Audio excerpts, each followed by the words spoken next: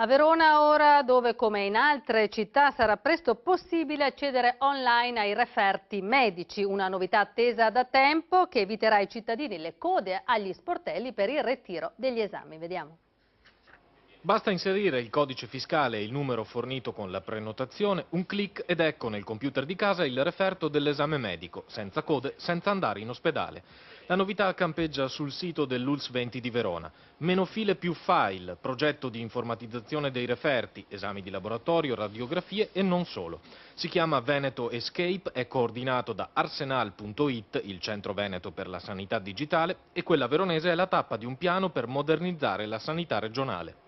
È partito da Treviso ed è un progetto che sarà operativo in provincia di Verona entro la fine del 2011. Per novembre 2011 sarà la possibilità di fruire di questo servizio in provincia di Verona.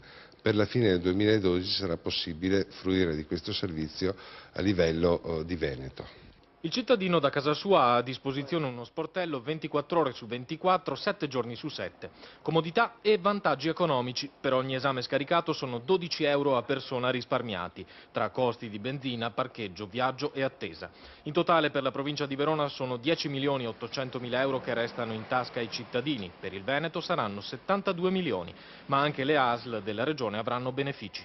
Circa 7 milioni e mezzo di euro in 4 anni per quel che concerne il Veneto, che non è un risparmio da poco. Per chi poi, come le persone anziane, avesse qualche difficoltà con la tecnologia, si stanno studiando accordi con medici di base e farmacie per poter andare lì a scaricare gli esami.